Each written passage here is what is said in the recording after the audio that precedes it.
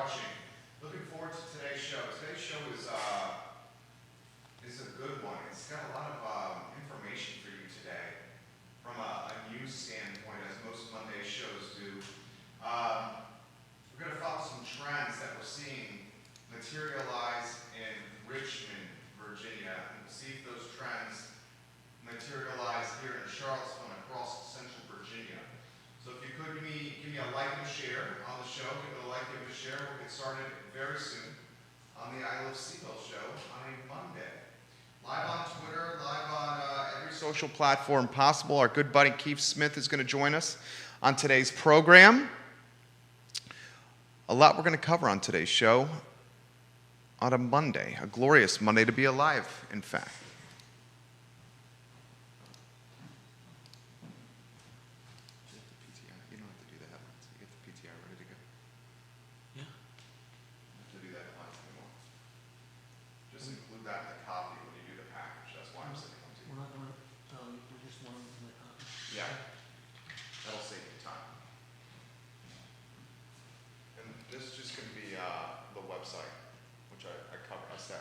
Since there's no one in person. I didn't know what you were talking about. All right. Give the show a share. Hello, Ted, who's watching. Ted Priest. Thank you for joining us, Ted Priest. I believe you're in Richmond, Virginia. Hello, Ted Priest. Welcome to the program. How do you say your name? I'm going to call you Cece. Cece, welcome to the broadcast. I see you watching from time to time, Cece. I'm grateful for your viewership. We all are grateful for your viewership in the network. Thank you kindly for doing that. Yes, the show is Charlottesville focused, Cece, but we do a lot of topics that are macro that I think could pertain to Charlottesville. And if you have any ideas for show material, certainly put it in the feed. Vaccinations, Ray Cadell, welcome to the broadcast. Good to see you, buddy.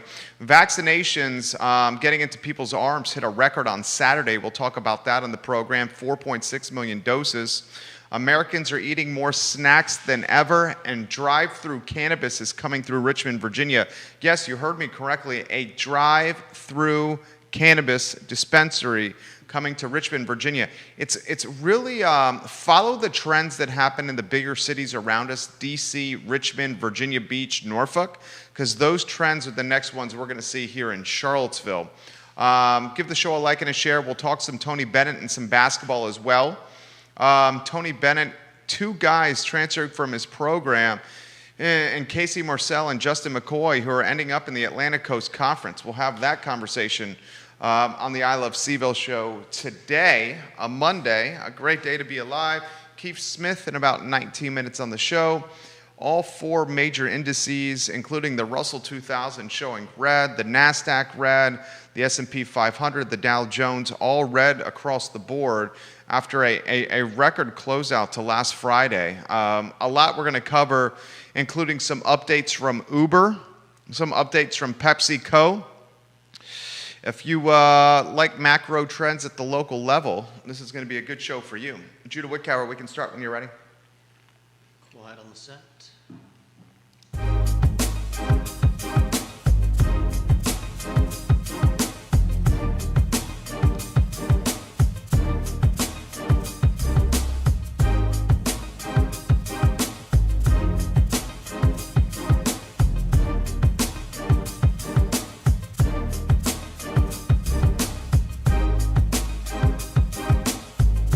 Good Monday afternoon, guys. My name is Jerry Miller, and welcome to the I Love Seville show. Thank you kindly for joining us on the platform. We're live in Charlottesville, the Commonwealth, the country, and the world on the I Love Seville network. It's great to be with you on a Monday.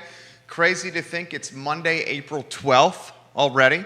A lot we're going to cover in the program. We're going to talk Americans eating more snacks, yes, snacks, than ever before.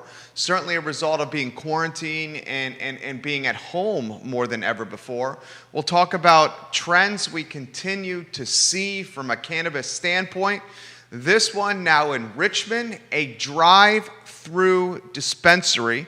We have that story for you. Saturday was cause for celebration, 4.6 million doses in people's arms on Saturday, the most doses in a single day to get in arms in our country in one 24-hour period. We will celebrate that. We're going to celebrate Uber, and Uber and Lyft, two stocks that I own, and Uber and Lyft seeing pops in both their performances. As people get back outside, some of these reopening stocks are going to continue to pop, and continue to pop. We saw that with Kohl's, another position I have, as folks are getting back to that treasure hunting experience of going to a store, unsure what they're about to buy, but willing to dig through shelves and hangers and racks to find that 1995 mystery garment that's going to put a smile on their face. Tony Bennett has 2 transfers that he's going to have to deal with for the next few years. Justin McCoy in Chapel Hill, Casey Morsell in Raleigh.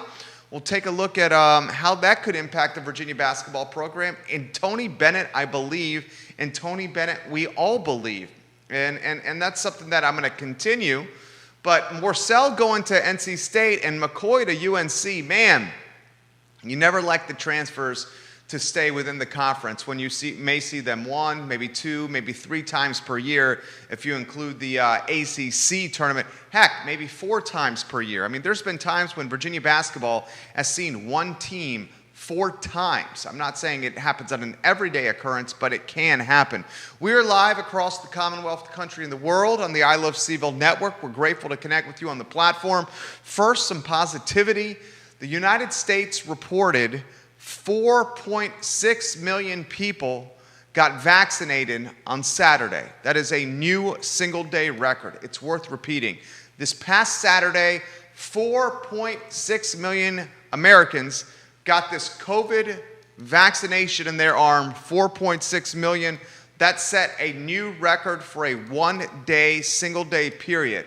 That brings the daily average of doses administered over the past week to 3.1 million. That's the daily average over the course of the week.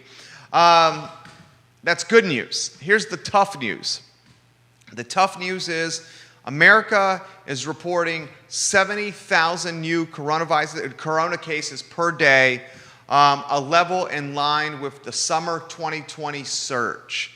So cases are spiking. The positive is doses are getting out super, super quickly. It's no secret why cases are spiking. It was Easter. It was the weather's getting warmer. People are getting more confident than ever to go outside, to patronize their favorite restaurants, their favorite shops, breweries, wineries.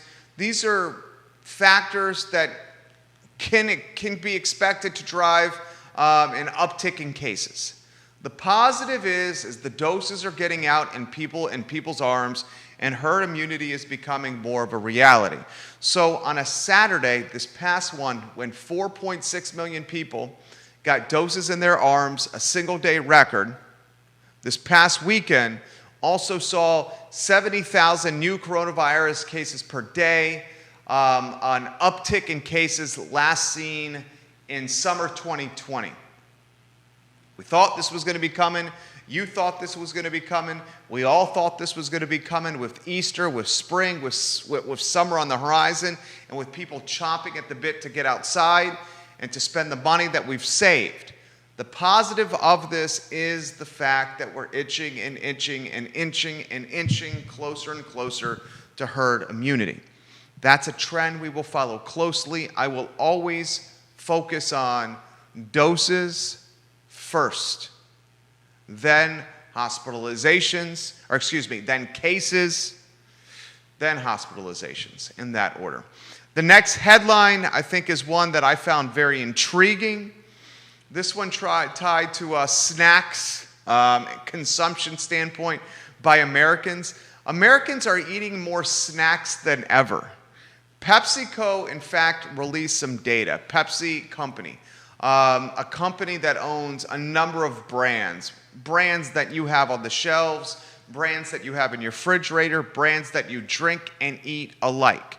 PepsiCo said that its fourth quarter net revenue at Frito-Lay North America increased 5% on a year-over-year basis to $5.4 billion for Q4 2020. The company produces more than 1,200 different types of snacks, including Cheetos, Doritos, Lay's potato chips, Smart Food, and Ruffles. North American sales of savory snacks like chips, popcorn, pretzels climbed to $57 billion in 2020, an 11% increase over 2019. Americans love their snacks. Americans stuck at home will eat more snacks than ever before. This is why I'm bringing this to you. Folks, what have we been doing in the year 2020 and the early parts of Q1 2021 while sitting at home? This is what we've been doing, okay? We haven't been spending as much money, so we're saving more money than ever. We are streaming Netflix and live streaming content more than ever before. So much so that Xfinity, the folks we are forced to utilize at our home because we don't have the luxury of Ting, crazy fast internet, which we have at our studio. If I had the luxury of having Ting at home, I would be chomping at the bit for Ting at my crib because I see the value of Ting, crazy fast internet, at our studio. We have Xfinity at our house. I don't know if this has happened to you, but it's happened to our family. Xfinity is trying to make more money. So the fine folks at Xfinity, and I use that term loosely, have sent us all a letter in the mail, and they've also notified us via our bill, our invoice. They are actually going to start throttling back streaming and internet usage, and we will have to pay to play for unlimited or buku streaming. Now here's the interesting thing. Xfinity waited until a global pandemic. And when Xfinity had a global pandemic on its hands, it realized Americans were streaming and utilizing its internet more than ever before. So the monopoly that is Xfinity said, we have Americans and internet users right where we need them. They need ISPs and streaming more than they ever have because mom and dad are at home. Susie and Johnny are in school from home, and where they're not at home working and learning, they're forced to stay on the couch and stream content and movies because they can't leave the house due to COVID. So Xfinity said, let's send them a letter, essentially extort them out of more money because they're forced to use our ISP to work, learn, and play during this thing we called COVID. So next month, Xfinity, all Xfinity users will have their data throttled at a certain threshold. Be mindful of your invoice. Look at your invoice. Study your invoice because that hits on May 1. You got a company that is essentially a monopoly, not as much a monopoly as Dominion Power per se, but very much a monopoly in Xfinity, and they say to Americans, you need us more than ever before. We're going to throttle your usage over a certain level and then tax you and charge you more money once you surpass that threshold. Study your invoice. Look at it ASAP, today or tomorrow, because you're about to get popped, and that pop starts on May 1. So what have we used more than ever? Internet, live streaming, our Peloton bikes, Netflix and Amazon Prime, snacks. I just let you know that Americans are eating more snacks than they ever have in the history of snacking in this country. How about booze? How many of us are having cocktails and beers and wines at clips we did not enjoy before? How many of us are going to have trouble going back to happy hour in those 2.5 finger wine pours, or those 1.5 shot neat or mixed drink pours, when we've been used to having the 4 finger wine pours, the 3 shots in the cocktail, or the beer that wasn't a 16-ounce pint, maybe it was a 24-ounce big glass that we save for those tough days. Streaming, television, Peloton bikes, Amazon Prime, snacks, booze, all at record clips because of COVID. Now, what's going to happen as we get out of this thing we called quarantine, as we get back to the new normal? Well, I think positions, and I'm not giving you stock advice, I'm just doing what I'm doing for my personal portfolio. I am not giving you stock advice. This is just one man and how he invests his money, okay? I have to say that from a legal standpoint. I think the popularity and the momentum behind people sitting at home on a $3,000 or $4,000 Peloton bike and doing a 1-hour workout by themselves in their house, I think that momentum will taper off. I think the momentum of us live streaming content on Prime, on HBO Max, on Netflix, on Peacock, that momentum will get headwinds and taper off. I think this trend that we're seeing from PepsiCo, that Americans are snacking at clips that they've never snacked before, that momentum will taper off. I think the momentum of us boozing at ridiculously high clips, that momentum at home will taper off. How many of us have put on a COVID 10 or a COVID 15 pounds or a COVID 20 pounds? How many of us have put on the extra weight because the last 13 or 14 months have us sitting at our tail on our couch, eating and drinking and not working out at the same frequency or with the same fervor we once worked out, right? Many of us could raise our hands, right?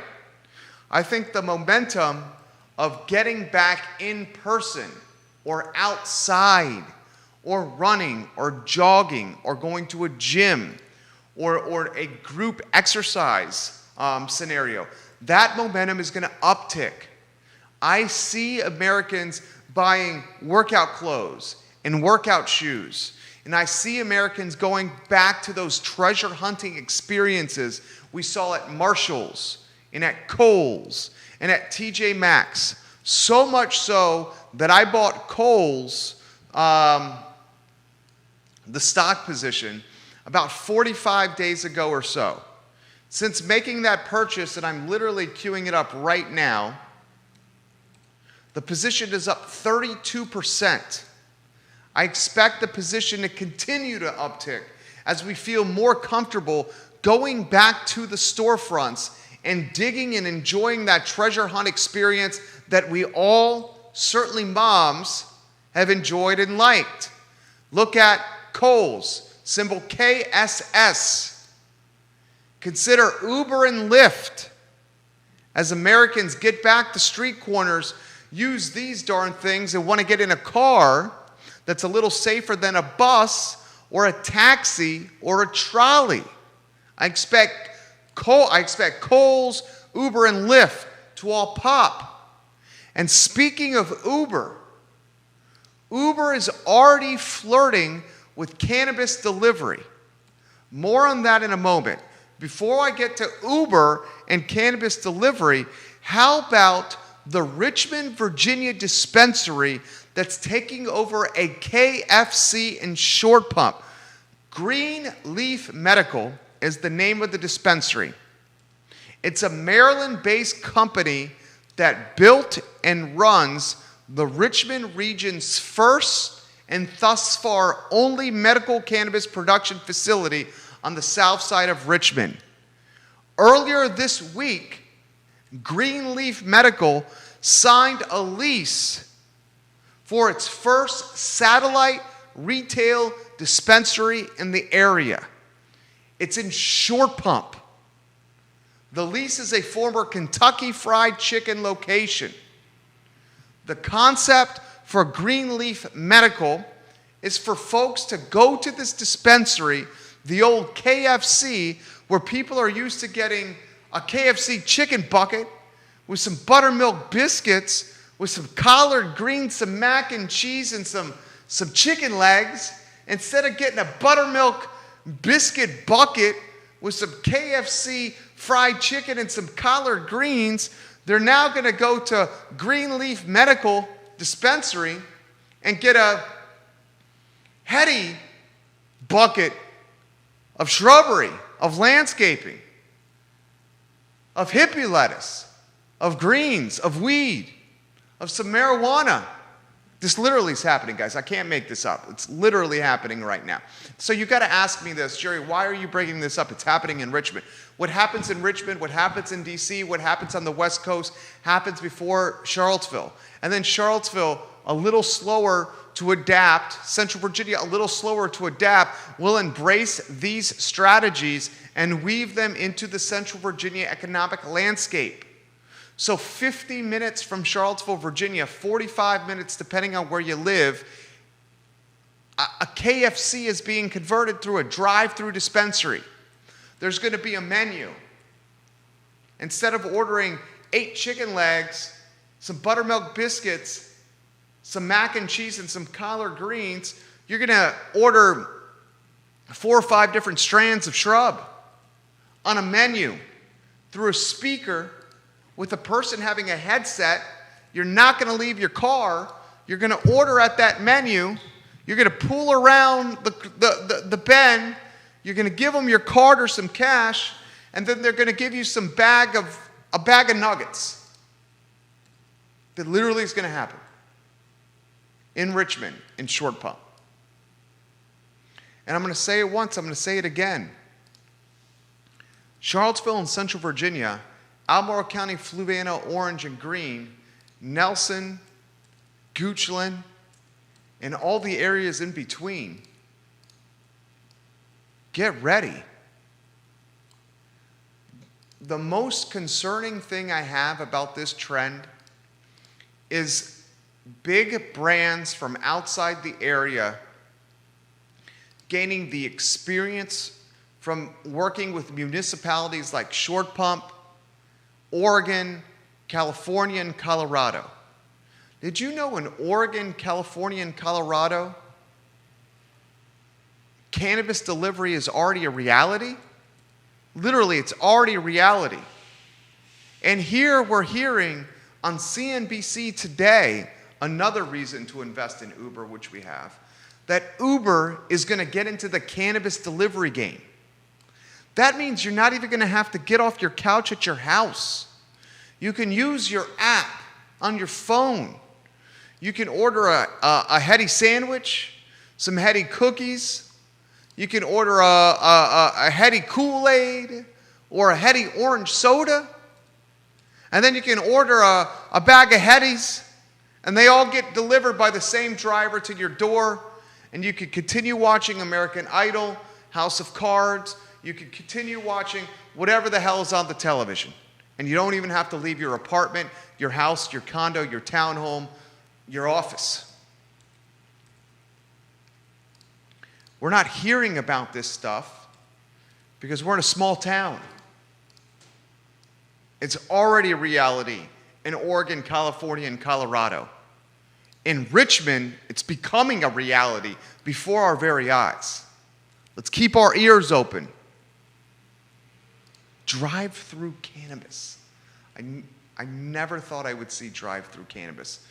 COVID-19 has put tailwinds behind this plant because of the tax revenue that's generated.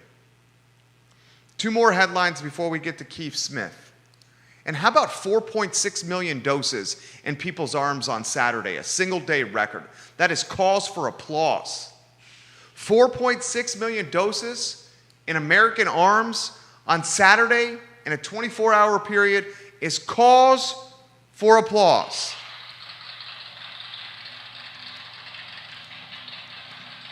Two other topics we need to cover, 2 other topics that slightly worry me, are Justin McCoy transferring from UVA basketball to UNC Chapel Hill.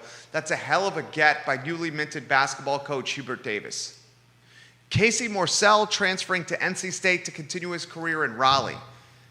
Casey Morsell, look, I know in 2 years in Charlottesville, Casey Morsell could not throw the ball into the ocean. The young man just could not find his jump shot. But if somehow the coaches in Raleigh can get Casey Morsell with a legitimate jump shot, this guy reminds me of Russell Westbrook Jr. He's built like a man. I mean, he's physically gifted. The reason he was able to play basketball in those 2 years despite shooting so poorly for Tony Bennett is because the guy gets after it defensively. He can play the 2 guard, he can play some 3 guard, he can play some 3, and he can spell the point guard at times. So he legitimately can play 3 positions. He legitimately can guard 3 positions. Casey Morsell can hit the glass offensive and defensively really strongly.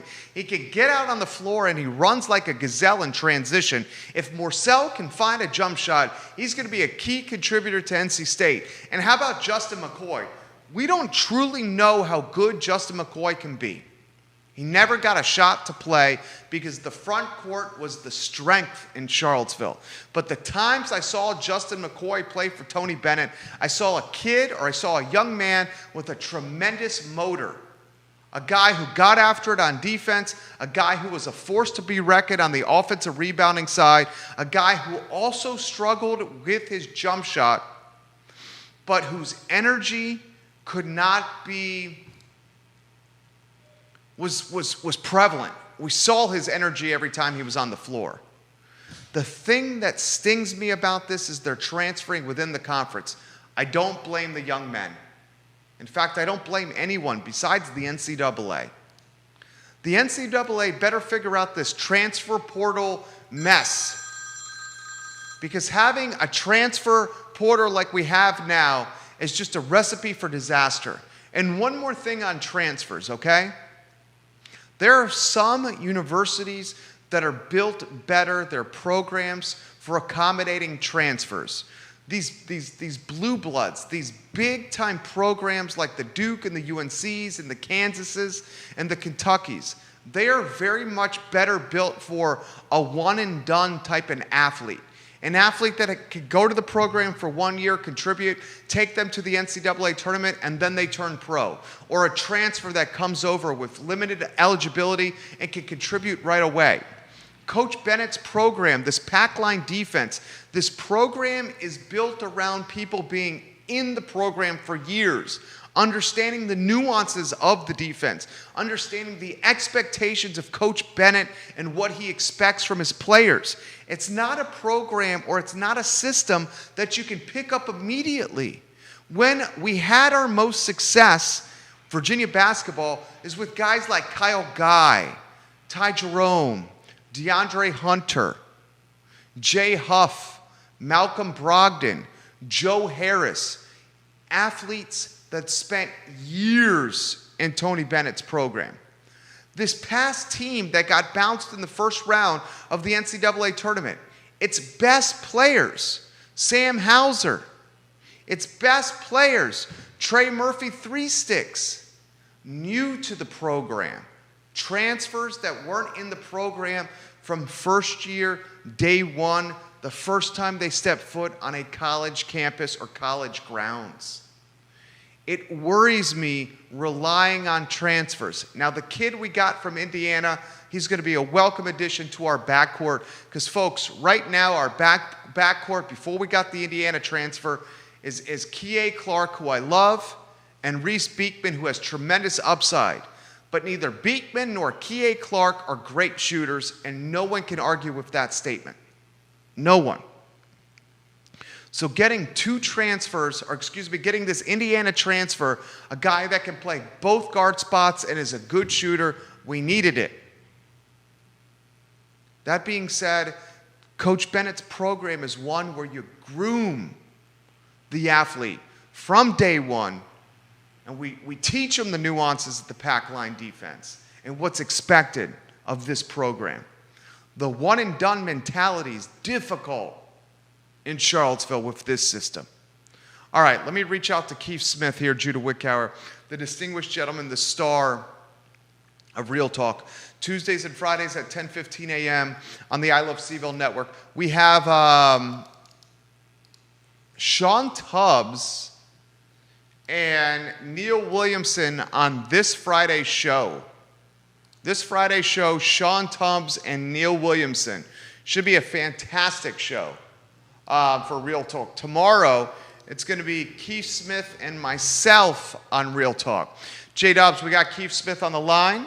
It's good to connect with the distinguished gentleman. Keith, you are live for the I Love Seville Network. How was the weekend?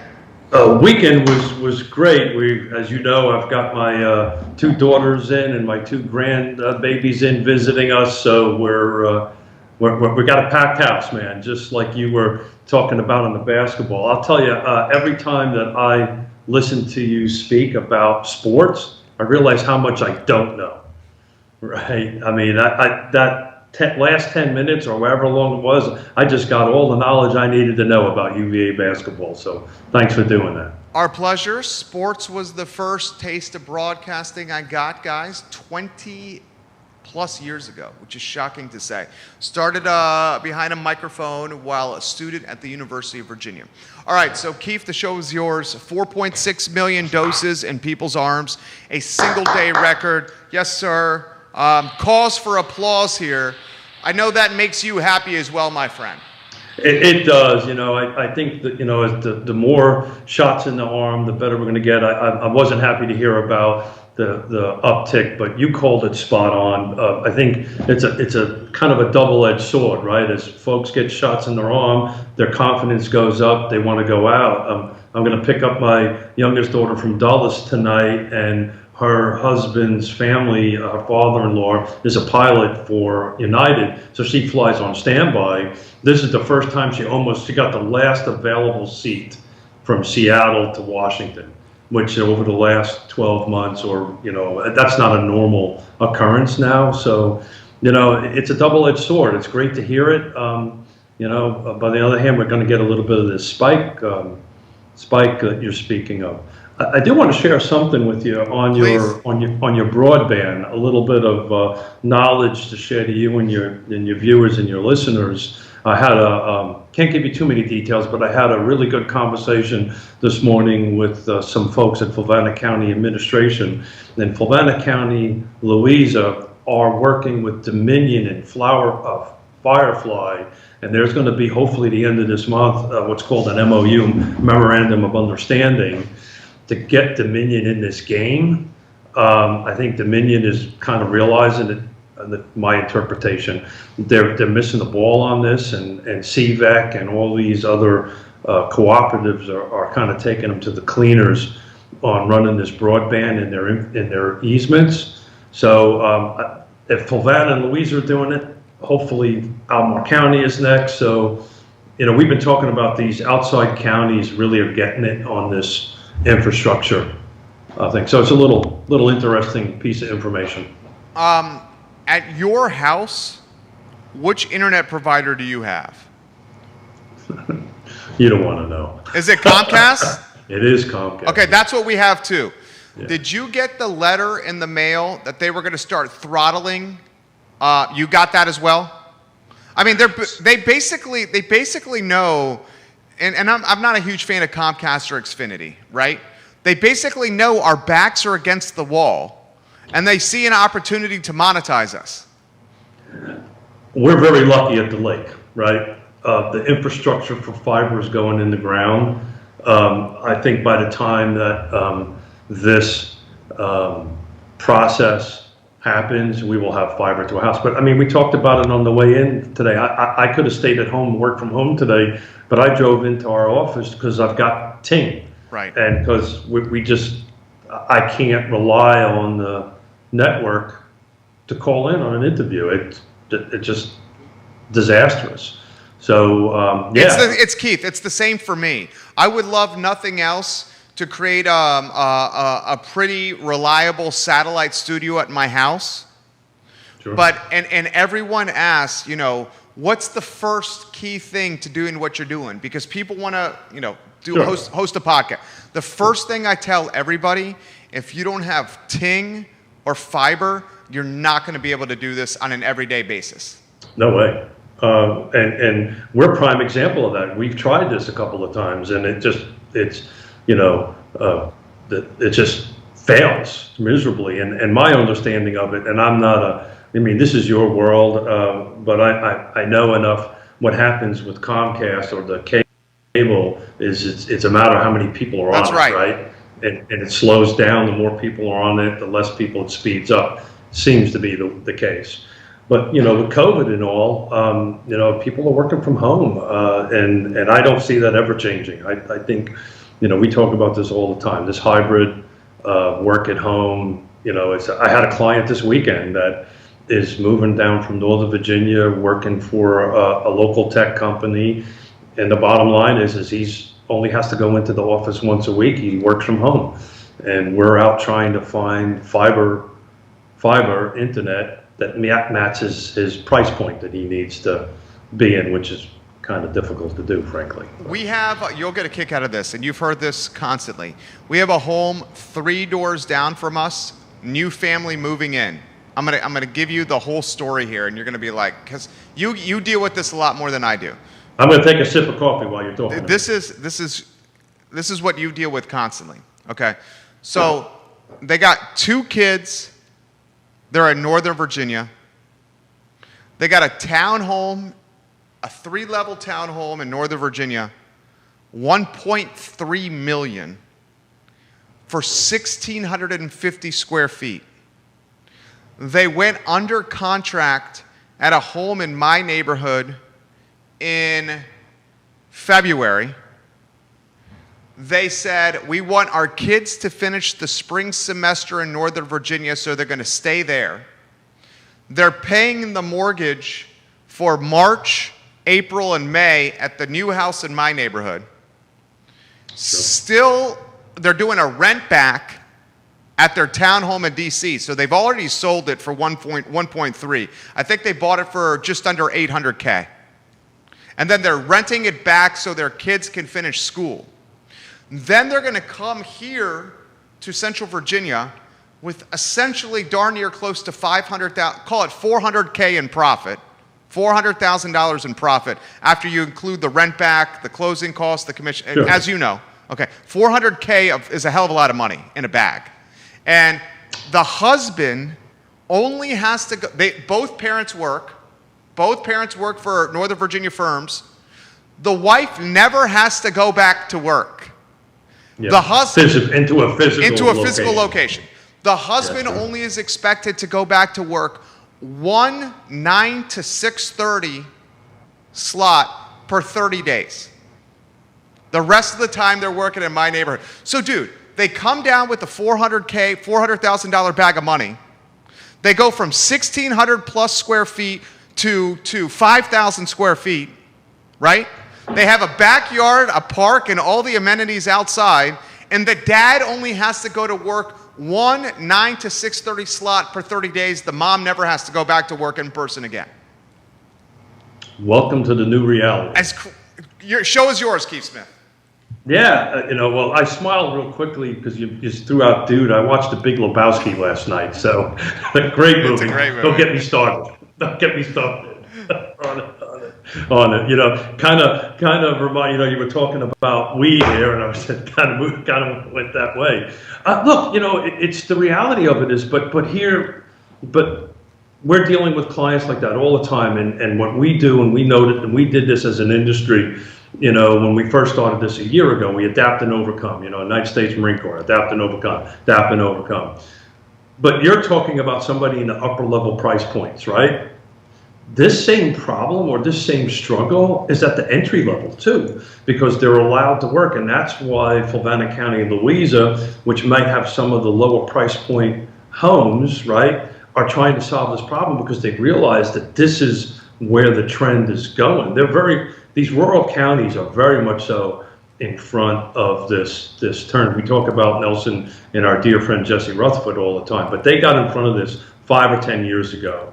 Now, nobody predicted COVID, but what it did is it took the trend and just blew it up to this great explosion. But you're 100% right. It's what I heard is a very typical transaction these days. Very typical. Are you, so fiber's coming to Lake Monticello? Oh yeah, it's the whole county. Okay, so the whole county. I mean, the same impact for the county that we saw with Nelson? Is that what your prediction? Oh yeah, totally. Yeah. So I think they're about a year ahead of us. I think Nelson is looking at 2023. We're roughly 2024. But all our urban area, so-called our high density, Lake Monticello, Zion's Crossroads, will have it done within the next 12 to 24 months. That is amazing. Oh yeah, it's on the right track. Another interesting thing that you were just following some of your notes from your monologue or your entry here. The Thomas Jefferson Planning District Commission, as you know, is part of the cigarette tax group, right? It's actually going to funnel it through it.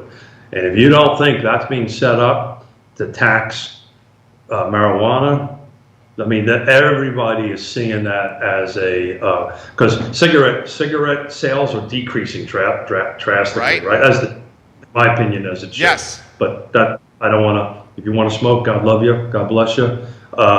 But what'll happen here as that comes down and cannabis starts going up, this tax revenue will go ahead and help the local economies recover from the shellacking. He's exactly right, and I can't believe we're about to say what we're about to say here.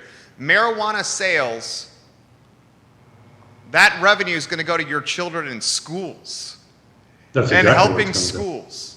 Cannabis sales and the tax from cannabis will go to schools and improving them. Here's my fear, and I was talking with a local guy here about this. Local guys come on the network. We don't need to talk about. We don't use the name here. The fear is, and you're a businessman and you see this. The fear is that this tax rate is going to be so high. They're talking plus 30% here. That this tax rate is going to be so high that Keith is just going to 100% squeeze out the little guy and the local business. Or the underground sales just will keep on going. Right? The black market sales. Oh, without doubt. Yeah. I mean, as you know, I've spent a little bit of time behind the Iron Curtain the first half of the 80s, and it's amazing what I could have gotten with a bottle of Johnny Walker Red over there. So the black market, it won't go away.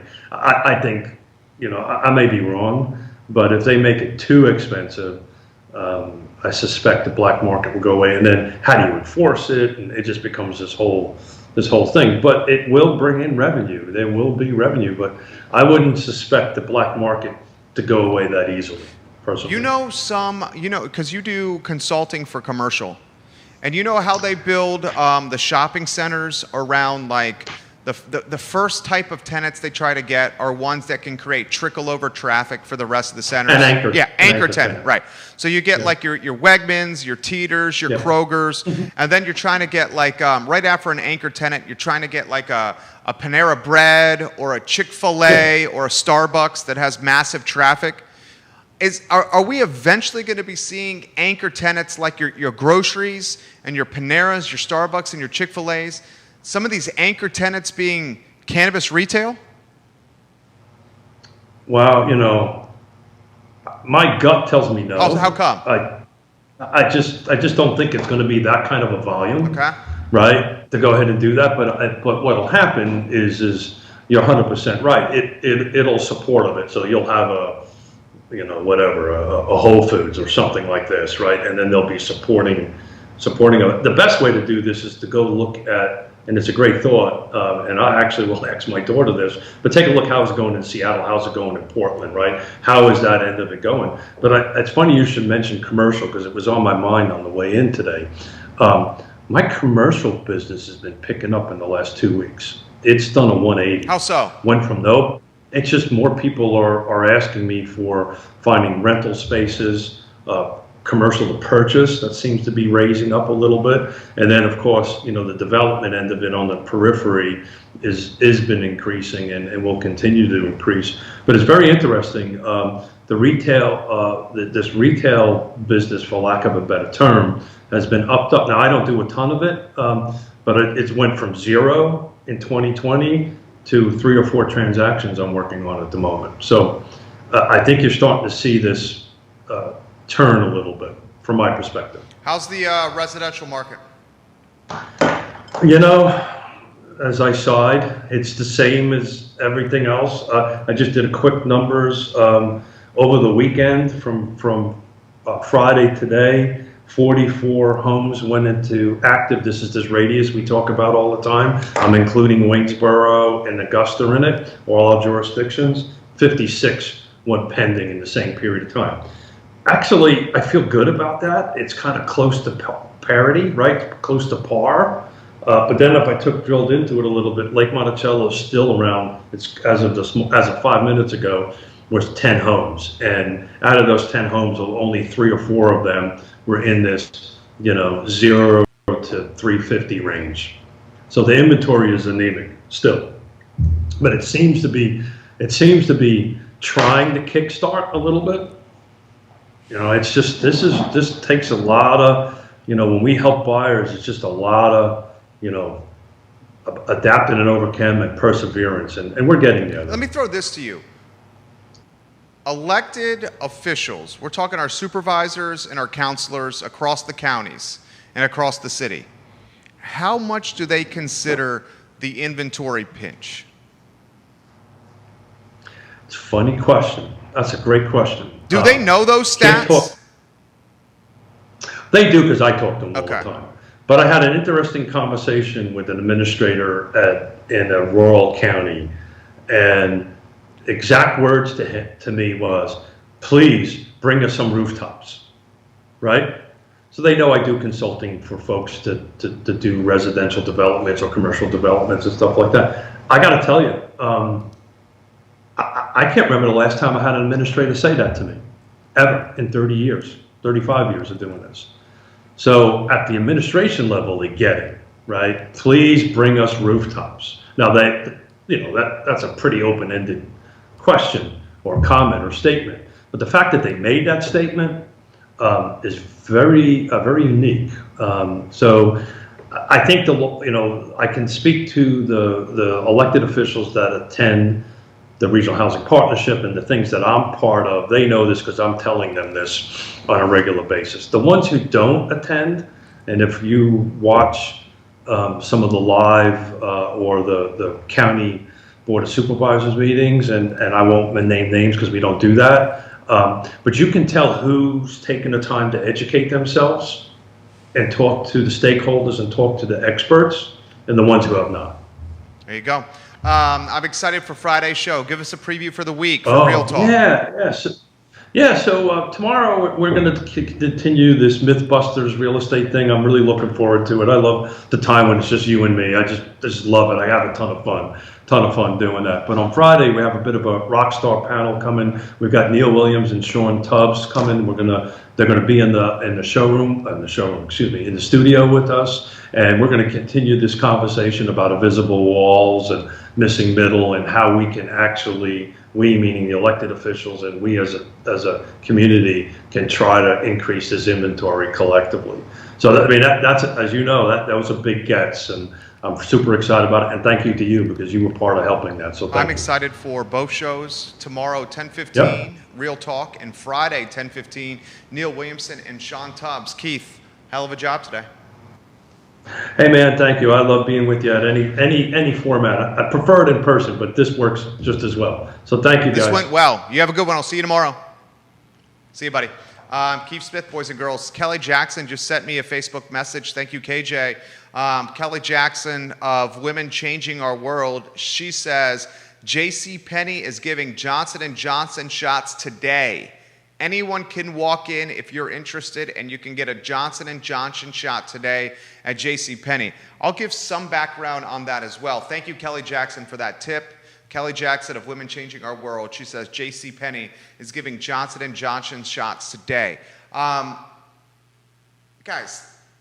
I'll relay my story to you. I went into the grocery store, into Giant, the grocery store, Giant, for a bag of Cool Ranch Doritos. Speaking of snacks, I love Cool Ranch Doritos. I go in for a bag of Cool Ranch Doritos, randomly stop by the pharmacy and say, do you have any vaccines? They said, sir, sit down. We'll give you a vaccine in 5 minutes. That easy. Literally was that easy. Went into a grocery store to buy a bag of Cool Ranch Doritos. 25 minutes later, I'm vaccinated. Just go by any of the pharmacies and ask the pharmacist, do you have any shots available? And the likelihood of you getting a vaccine is pretty damn high. Our friend Kelly Jackson is saying if you walk into JCPenney today, you get the best one, the one shot Johnson & Johnson in your arm, and anyone can walk in. They're not even asking what classification you are, what you do for work, if you have any health issues. They're just putting doses in people's arms. So the comment that I'm hearing or seeing on social, I can't find a vaccine, I'm having a hard time believing it because they're out there and they're readily available. I mean, JCPenney, you get the best one. All right, that's the show. It's an abbreviated version of the I Love CVille show today. Man, we are humming. We are humming at our businesses here. They are humming. Tomorrow is Real Talk at 10:15 a.m. Tomorrow, more insight from us in our push, in my push for Albemarle County Board of Supervisors. I have a couple of meetings lined up, some information lined up to give you soon on the PAC that we're creating for fundraising for our push for Board of Supervisors. You got to create a PAC. So a lot to come, including our Political Action Committee. That's the show on a Monday. Thank you for joining us across the country, the Commonwealth, and Central Virginia on the I Love CVille Network. Take care. JCPenney giving away the Johnson & Johnson. I mean, that's the best one.